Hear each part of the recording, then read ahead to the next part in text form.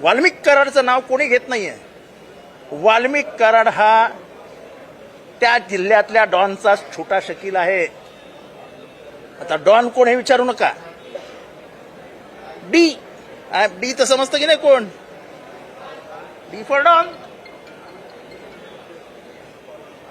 पण ज्या पद्धतीने हे सगळं केलं, त्या माणसाच्या अंगात 3 लिटर रक्त असतं. ते 3 लिटर रक्त ते काय म्हणतात त्याचं साखळलं गेलं.